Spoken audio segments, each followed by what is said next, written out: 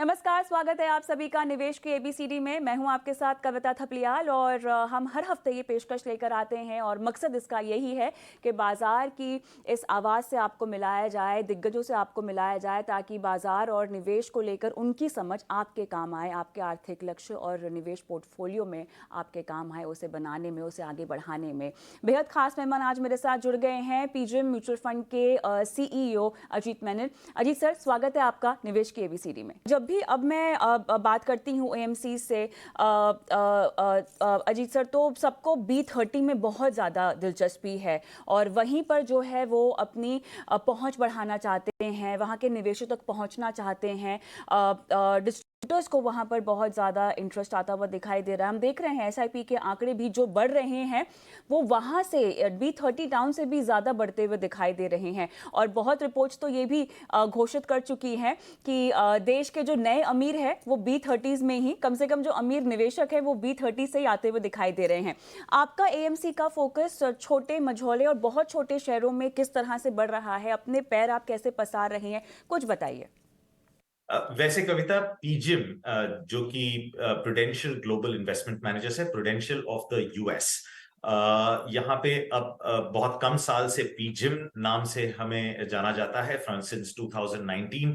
और आज अगर हम करीब करीब 22,000 करोड़ म्यूचुअल फंड्स में मैनेज कर रहे हैं, ओवरऑल हम 25 to 26,000 मैनेज करते हैं, तो काफी सारा रिटेल एसेट्स है इसमें, इक्विटी की तादाद काफी ज्यादा है, और जो B30 के डिस्ट्रीब्यूटर्स और इन्वेस्टर्स हैं वो भी हमारे जो रिटेल एस्पेक्ट में अगर आप देखा जाए तो काफी है। 41% जो है हमारे एसेट्स जो है वो रिटेल है। और B30 को लेकर के जो फोकस है वो हम ज्यादातर डिजिटल के माध्यम से ही करते हैं, कि जहां जहां हम public relations, articles, PR efforts, events हम कर सकते हैं हमारे डिस्ट्रीब्यूटर्स के साथ। काफी सारे एसोसिएशंस हैं जो उनके साथ हम इन्वेस्टर अवेयरनेस, क्लाइंट प्रोग्राम्स या डिस्ट्रीब्यूटर प्रोग्राम्स कर सकते हैं। तो ये हम करते हैं कि हम उन कस्टमर्स को अट्रैक्ट कर सकें। लेकिन आज ये भी है कि डिजिटल के वजह से कस्टमर की अवेयरनेस भी बढ़ रही है। एम्फी ने जितने भी एफर्ट्स कर रखे हैं, म्यूचुअल फंड सही है का जो अवेयरनेस प्रोग्राम है, उसके वजह से कि लोग ढूंढते हैं कि कौन से एएमसी, कौन से फंड्स और कैसे उनका परफॉर्मेंस है। तो अगर हम एज एन एसेट मैनेजर हमारे इन्वेस्टमेंट पे ध्यान दे और उसको कंसिस्टेंट अगर रखा जाए, तो आज कहीं से भी इन्वेस्टर्स ढूंढ के हमारे पास आते हैं, ना कि हमें ढूंढना पड़ता है कि वो कहां पर है, क्योंकि the sources are so many, including media like yourselves and as well as other digital platforms. So we are seeing a very good response, काफी अच्छा रिस्पांस है from the tier 2 cities and the B30 cities, as you said. Overall industry में भी between 22 and 23 we have seen कि almost 25% ये B30 के assets has increased, and therefore this is definitely an area of focus alongside the top 30 cities as well, and we are seeing good progress. Ajit sir, एक बहुत ही fundamental और बुनियादी मजबूत सवाल मुझे पूछना है, क्योंकि हम भारत में डाइवर्सिटी देखते हैं। अलग अलग प्रांतों में अलग अलग कल्चर्स हैं, इन्वेस्टमेंट्स को लेके सबके अपने अलग अलग माइंडसेट्स हैं। अगर आप पंजाब एरिया में जाएं तो मेरे ख्याल से वहाँ पे लोग थोड़ा सा रियल एस्टेट में बहुत ज़्यादा विश्वास रखते हैं। थोड़ा सा अगर आप साउथ की ओर जाएं तो मेरे ख्याल से gold as an investment instrument, fix deposit और ये सब तरह के जो कंजर्वेटिव और थोड़े से कम जोखिम वाले जो निवेश के विकल्प है उनको ज़्यादा पसंद किया जाता है। गुजरात की तरफ हम जाएं तो थोड़ा सा फिर भी आपको इक्विटी ओरिएंटेड माइंडसेट के लोग मिल जाते हैं। जब आप टियर 2 और टियर 3 टाउन्स की बात कर रहे हैं और जब आप कह रहे हैं कि यहाँ पर लोगों का दिलचस्पी बढ़ रही है, उनको समझना है मार्केट के बारे में, तो क्या किसी भी तरह का कॉन्फ्लिक्ट आप देखते हैं? कॉन्फ्लिक्ट से मेरा मतलब है कि conflict between traditional mindset of investments जो उस प्रांत का है, उस जगह का है, वर्सेस इक्विटी माइंडसेट जो कि अब वो अपना रहे हैं। किसी भी तरह का रेजिस्टेंस आपको आता हुआ दिखाई दे रहा है जहां पर आपको लगता है कि थोड़ी सी हैंड होल्डिंग करनी पड़ेगी? आप जैसी एएमसीज तो बहुत सारी वर्कशॉप्स करती होंगी, जगह जगह लोगों को जाकर समझाते होंगे, तो किस तरह के रेजिस्टेंस आपको सामने आते हुए आपने देखे हैं? रेजिस्टेंस कहने के लिए कविता, मेरे ख्याल में आप भी जानते हैं कि इक्विटी और एसआईपीस की जो तादाद बढ़ती जा रही है, डेफिनेटली एक इंटरेस्ट इक्विटी को लेकर के सारा ही भारत में कोई भी रीजन देख लीजिए कि काफी अच्छा अवेयरनेस है और इक्विटी के लिए एक्सेप्टेंस भी काफी ज्यादा है। लेकिन अगर हम, जैसे कि ये रिटायरमेंट सर्वे हमने किया, अगर ये सर्वे से हम ये नंबर पाते हैं कि 67% of people are saying that they are ready for retirement, तो इसमें काफी ज्यादा लोगों ने इंश्योरेंस को रिटायरमेंट मान करके वो चल रहे हैं कि हमने अगर लाइफ और हेल्थ की इंश्योरेंस अगर ली है और हमने प्रोटेक्शन लिया हुआ है, तो हम काफी प्रिपेयर्ड हैं हमारे फ्यूचर को लेकर के।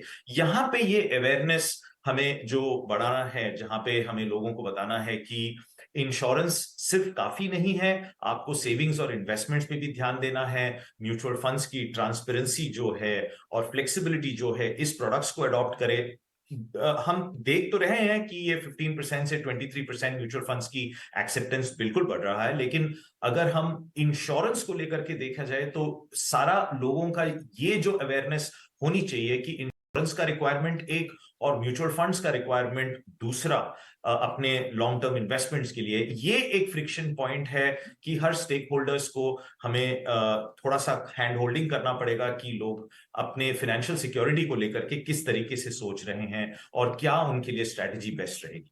क्योंकि आपने इंश्योरेंस का जिक्र किया और क्योंकि रिटायरमेंट के लिहाज से थोड़ा सा पोजीशनिंग जो होती है ना इंश्योरेंस प्रोडक्ट्स की, वो मेरे ख्याल से बहुत ज़्यादा इमोशनल होती है। जिस भी तरह के हम देखिए इंश्योरेंस कंपनियों के ऐड भी दिखाई देते हैं, वो कहीं ना कहीं आपको वो कहते हैं ना, डर डर जो है मेरे ख्याल से बहुत जल्दी काम करता है। तो इंश्योरेंस के रिटायरमेंट प्रोडक्ट्स और म्यूचुअल फंड का एक कोई फंड या रिटायरमेंट के भी जो आपके फंड्स आते हैं, कॉस्ट स्ट्रक्चर वाइज कितनी पारदर्शिता है और क्या क्या खासियत है, अगर आप इसको थोड़ा सा समझा दें दर्शकों के लिए, ताकि समझ में आए कि अगर आप एक इंश्योरेंस प्रोडक्ट को रिटायरमेंट के लिए लेते भी हैं, तब भी कहीं ना कहीं आपको इक्विटी, या तो आप डायरेक्ट इक्विटी या अगर आप म्यूचुअल फंड के जरिए जाना चाहते हैं तो इसकी भागीदारी आपके पोर्टफोलियो में होनी चाहिए। बिल्कुल।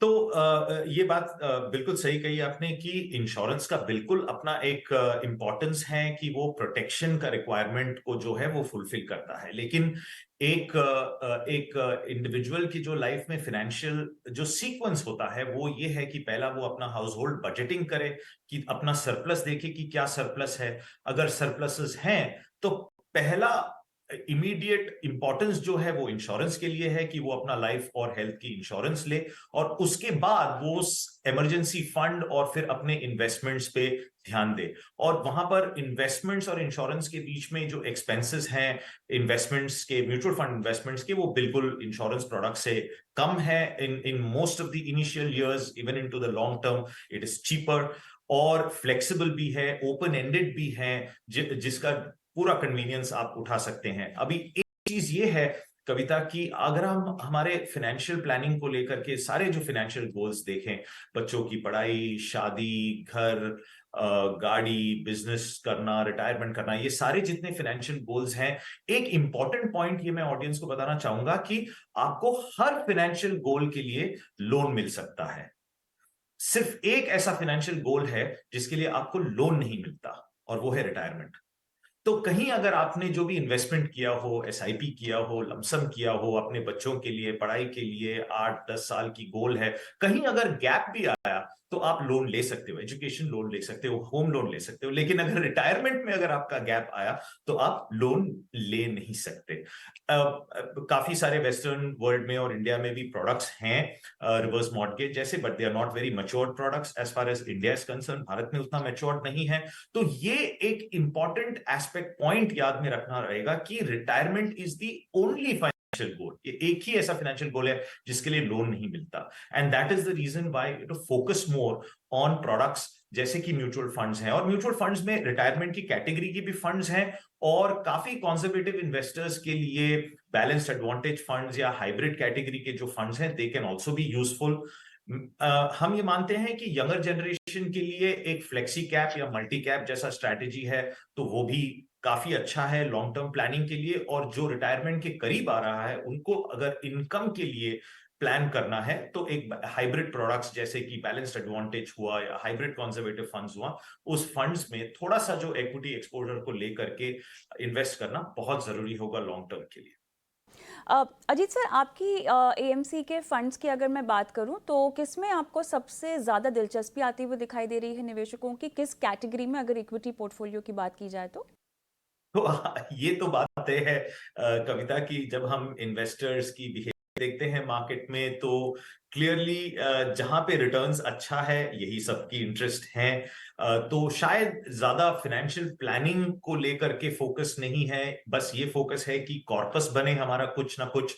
और ये एक रियलिटी है इंडिया में कि काफी लोगों में, अगर आपने आरबीआई की जो टैक्स फाइलिंग की रिपोर्ट्स अगर देखी हो तो just 5% of people earn more than 30 lakh से ज्यादा तादाद में जो सेल इनकम है just about 5%। And so very most people actually earn lower. And when we see in our survey also, हमारे सर्वे में भी ये देखने को मिलता है कि जो लोअर इनकम अगर है तो रिटर्न्स पे फोकस ज्यादा होता है। तो इस साल अगर हम अप्रैल से लेकर के सितंबर अक्टूबर की बात करें तो जो भी म्यूचुअल फंड्स की जो फ्लोज हैं वो सबसे ज्यादा जो है स्मॉल कैप फंड्स और मिड कैप फंड्स में हुआ है, थीमेटिक फंड्स में हुआ है। लेकिन ये साइकिल्स चलता रहेगा। तो एक बात तो ये है कि रिटर्न्स पे फोकस है, लेकिन मैं ये कहना चाहूंगा कि इवेंचुअली आप देखें हमारे लाइफ हाइब्रिड हो रहा है, हमारे जो ट्रांसपोर्ट है, ट्रैवल है, वो हाइब्रिड है। और मेरा ये मानना है कि हाइब्रिड इन्वेस्टमेंट्स बहुत ही एक अच्छा, सेफ और बढ़िया इन्वेस्टमेंट कैटेगरी है जो जिसको लेकर के लोग आराम से प्लान कर सकते हैं कोई भी जो गोल्स हो, including long term goals like retirement. Ajit sir, इस शो के ज़रिए ना हमारी ये भी कोशिश है, मेरा ये भी मकसद है कि आपके जो फंड हाउस के निवेशक हैं वो जब भी पिजम के बारे में सोचें तो आपकी शख्सियत और आपके फंड मैनेजर्स का चेहरा उनके जहन में आए। और इसीलिए मैं चाहती हूँ कि वो न सिर्फ आपको एक सीईओ लेवल पर जाने बल्कि एक निवेशक के तौर पे भी जाने। पैसों के साथ आपका रिश्ता कैसा है इसके बारे में भी जाने। क्या आपने अपने आर्थिक लक्ष्य किसी इन्वेस्टमेंट स्ट्रैटेजी के तहत पूरे किए हैं, ये बात भी वो जाने, क्योंकि एक कनेक्ट स्थापित हो जाता है निवेशकों के साथ। तो निवेश को लेकर आपका सफर और आपकी पहली सीख क्या थी? कविता, निवेश को लेकर के अगर मैं कहूं तो मैं पिछले 12-13 सालों से एक एडवाइजर है जो मेरा एडवाइजर है मेरे इन्वेस्टमेंट और फाइनेंशियल गोल्स के लिए। तो मैं बिल्कुल एक फाइनेंशियल प्लान फॉलो करता हूं। मैं बिल्कुल एक एडवाइजर के थ्रू मेरे सारे इन्वेस्टमेंट्स मैं करता हूं अपने फाइनेंशियल गोल्स के लिए। मेरे 2 बच्चे हैं, दोनों की पढ़ाई और पोस्ट ग्रेजुएशन, उनके वेडिंग और हमारा रिटायरमेंट, ये फाइनेंशियल गोल्स हैं जो मैं प्लान करता आ रहा हूं। और मैं बिल्कुल हैप्पी और कंफर्टेबल हूं कि मेरे पास एक ट्रस्टेड एडवाइजर है। मैं इन्वेस्टमेंट फील्ड का हूं, मैं एक म्यूचुअल फंड का सीईओ हूं, लेकिन मेरा पहला सीख ये है कि अगर हम अपने आप से कोशिश करते हैं पैसा मैनेज करने का तो हमारे जो पर्सनल बिहेवियर है, पर्सनल बायसेस हैं, जो फियर है, जो ग्रीड है, ये बहुत इंपैक्ट करता है। और ये रिसर्च में भी बिल्कुल ये एक आउटकम है कि लोगों को अपने मार्केट को रिटर्न्स को देख करके और खुद के पोर्टफोलियोज को अगर रिटर्न्स देखे तो काफी बड़ा गैप है, और वो गैप अपना खुद बिहेवियर के वजह से होता है, फियर और ग्रीड के। तो द बेस्ट स्ट्रैटेजी इज कि हम कोई एक ट्रस्टेड प्रोफेशनल एडवाइजर के साथ जुड़ करके हमारे फाइनेंशियल प्लान एक प्लान्ड तरीके से करें, ताकि एक हमारा पर्सनल बायस ना आए उसमें। And I am extremely happy with the returns that I have on the portfolio. I have met all of my financial goals. There are gaps which I'm still filling in a few of the financial goals. और मेरा पहला सीख यही था कि concentration अगर करे तो बहुत मुश्किल पड़ता है लोगों में। और मेरा कंसंट्रेशन रियल एस्टेट का था करीब करीब 12-15 साल पहले। और मैंने जब फाइनेंशियल प्लानर के साथ बैठ करके हमारा जब फाइनेंशियल प्लान बनाया हमने, तो हमने ये देखा कि रियल एस्टेट में कंसंट्रेशन है एसेट्स में। तो मैंने अपना रियल एस्टेट बेच करके जो है म्यूचुअल फंड्स में एक प्लान के लिए, हर एक गोल के लिए मैंने इन्वेस्ट किया। और इन एडवाइजर्स, जैसा कि मेरा एडवाइजर है, वहां पे मेरा सबसे ज्यादा ट्रस्ट इसलिए है क्योंकि उनका जो रिस्क मैनेजमेंट प्रोसेस है, डाउनसाइड प्रोटेक्शन का जो प्रोसेस है, मुझे सबसे अच्छा लगा। और वो मुझे काफी काम में आया during the pandemic also when I had some financial goals to be fulfilled.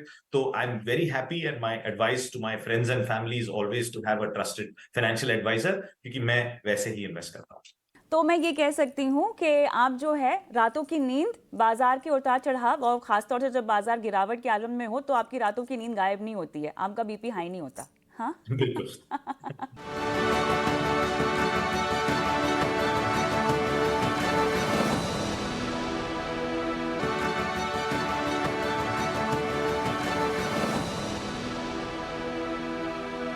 आजकल ना इतनी ज़्यादा इन्फॉर्मेशन की बॉम्बार्डिंग होती है। लोग सोशल मीडिया पर एक वीडियो देखकर अपने पैसों को निवेश कर देते हैं, किसी की सलाह मान लेते हैं। फिर इन्फ्लुएंसर्स को लेकर हम जानते हैं कि सेबी ने काफ़ी सख्त रुख भी अपना लिया है। किस तरह से आप इस तरह की इन्फॉर्मेशन बॉम्बार्डिंग को फिल्टर आउट करें? कैसे आप समझें, कैसे आप जानें कि ठीक है, एक तो आपके पास एडवाइज़र होना चाहिए, जैसे आपके पास आपका एक फैमिली डॉक्टर होता है उसी तरह आपके पास एक आपका एडवाइज़र होना चाहिए, और भले ही वो थोड़े से पैसे ज़रूर ले ले, लेकिन आपको उन्हें उनकी फ़ीस देनी चाहिए और उनसे अपने लिए सलाह लेनी चाहिए। लेकिन उसके बावजूद भी खुद का भी तो होमवर्क करना बहुत ज़रूरी है ना। आपकी मेहनत की कमाई है, आप किसी को आंख बंद करके तो नहीं दे सकते, जिम्मेदारी उसकी। तो अब इतनी ज़्यादा इन्फॉर्मेशन जो आपको मिल रही है, यूट्यूब चैनल्स खुले हुए हैं और तमाम तरह की लोग आपको सलाह देते हैं, एक क्लिक पर आपको इतना मुनाफा मिल जाएगा, ये सब तरह की सलाह देते हैं। कैसे फ़िल्टर आउट करें, कैसे समझें क्या सही है क्या गलत है? तो इसमें जो अगर कविता कॉमन सेंस की बात कर रहा हूं, मैं यहाँ पर थोड़ा सा अनकन्वेंशनल बात करूंगा, लेकिन मैं ये मानता हूं कि जब आप इन्वेस्टमेंट्स के बारे में सोच रहे हैं, आपने जैसे कहा खुद से थोड़ा सा रिसर्च करना बहुत जरूरी है। लेकिन मेरा ये मानना है कि अगर आप अपने फ्यूचर के बारे में सोचे, अपने इन्वेस्टमेंट्स के बारे में सोचे, तो सबसे बड़ा फैक्टर एक्चुअली आपका हेल्थ है, वेल्थ से ज्यादा। तो पहला चीज ये है कि आप हेल्थ के लिए क्या कर रहे हो, आप किसकी सलाह ले रहे हो, कौन सा डॉक्टर है, कौन सा न्यूट्रिशनिस्ट है, आप कितना एक्टिव रहते हो, क्या एक्सरसाइज करते हो। क्योंकि ओल्ड एज में जैसा आपका एज बढ़ता जाएगा, सबसे ज्यादा इन्फ्लेशन और कॉस्ट का इंपैक्ट आपको मेडिकल से शायद आएगा एजुकेशन के बाद। तो फर्स्ट पॉइंट ये है कि जब आप सारा ये इंफॉर्मेशन पढ़ रहे हो व्हाट्सएप पे या सोशल मीडिया पे, प्लीज आप पहली चीज अपने हेल्थ पे ध्यान दीजिए। Health is true wealth. क्या फायदा उस 10 करोड़ का या 5 करोड़ का या जितना भी आपने कमाया हो, अगर आपको हॉस्पिटल में जाना हो या if you are bedridden, right, it is no point. तो point number 1। Point number 2 is that कि आप बिल्कुल छोटा इन्वेस्टमेंट्स अगर आप करना चाहे खुद से on platforms, please do it. But एक थ्रेशोल्ड रखिएगा कि उस थ्रेशोल्ड के ऊपर जो इन्वेस्टमेंट्स है वो आप एक एडवाइजर के थ्रू करें। और एडवाइजर का सबसे बड़ा एडवांटेज ये होता है कि आपकी जितने बिहेवियर के बायसेस होते हैं, ओपिनियंस होते हैं, उसको एक टेस्ट करने का मौका आपको मिलता है। आपको अगर बहुत सारा व्हाट्सएप में, सोशल मीडिया पे, यूट्यूब में अगर आप सुन रहे हैं, तो प्लीज आप ये देखिए कि इसमें फैक्ट क्या है और ओपिनियन क्या है। लेकिन मैं एक चीज जरूर कहना चाहूंगा लोगों को कि आप जो भी करने से पहले एक इमरजेंसी फंड बिल्कुल कीजिए। जैसे कि आप इंश्योरेंस ले रहे हो एक लाइफ के लिए या हेल्थ के लिए, आप एक इमरजेंसी फंड जो आपके 6-8 महीने के जो एक्सपेंसेस हैं घर के, उस लिमिट तक आप एक भले बैंक की फिक्स्ड डिपॉजिट में रखे या कोई अच्छा लिक्विड फिक्स्ड इनकम में रखे, एक इमरजेंसी फंड रखिए। बाकी आप फिर जो करना चाहे, जैसा करना चाहे, जिस टाइम से आप खुद करें और एडवाइजर के पास ले जाना चाहे आपके इन्वेस्टमेंट्स, वो आप कर सकते हैं। तो ये 2-3 चीज हैं। पहला फोकस आपके हेल्थ पर, दूसरा कि आप अगर कुछ कर रहे हो खुद से भी, तो आप सीखते वक्त और आप डेटा, इंफॉर्मेशन, आर्टिकल्स, वीडियोस देखते वक्त फैक्ट को देखें और ना कि ओपिनियंस पे जाएं।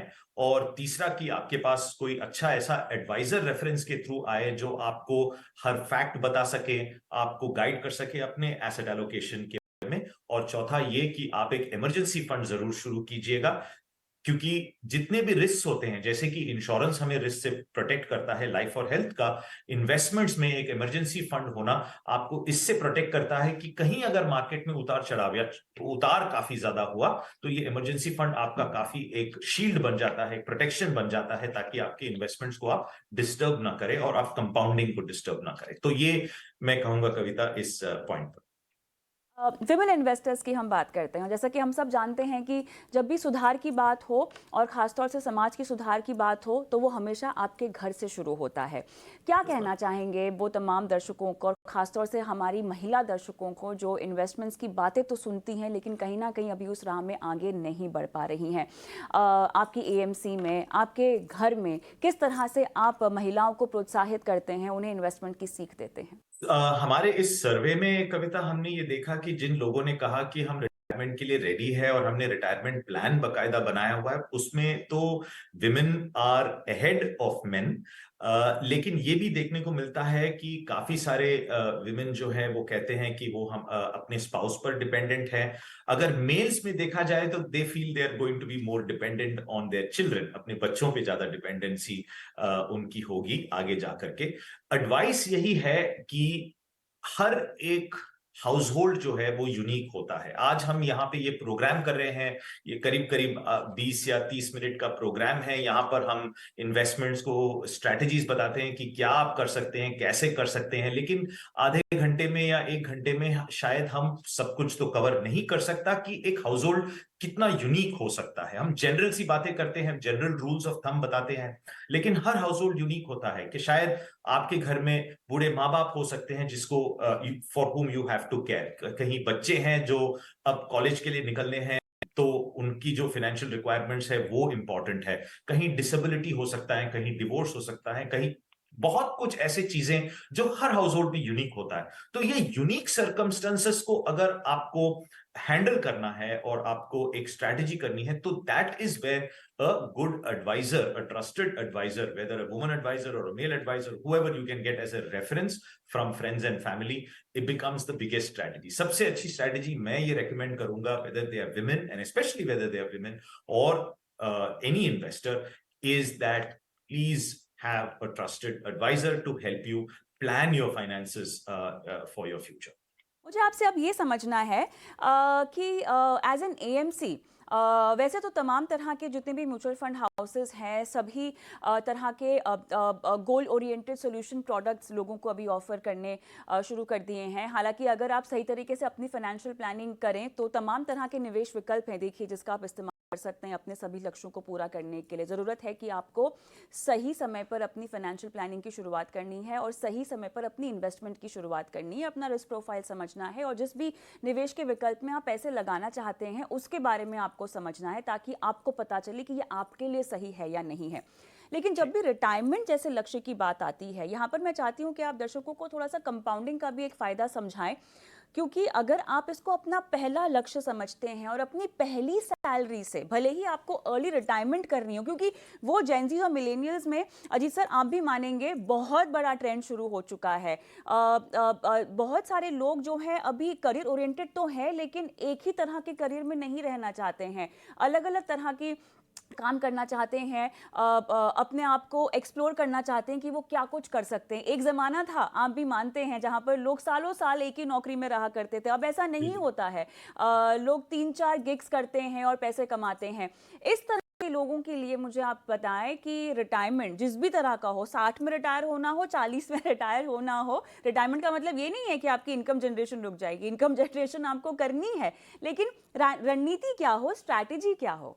हमारा ये एक स्ट्रैटेजी ये होगा कि आपने जैसा कहा कि काम तो रोकना नहीं है। हमने देखा कि इस सर्वे में जितने लोग कहते हैं कि मैं रिटायरमेंट के लिए रेडी हूं, तो उनके 36% उन लोगों में एक सेकेंडरी सोर्स ऑफ इनकम कहीं ना कहीं है। वो सेकेंडरी सोर्स ऑफ इनकम अपना इन्वेस्टमेंट्स भी हो सकता है या कोई और ऐसा स्किल हो सकता है जिससे वो कुछ कमा ले।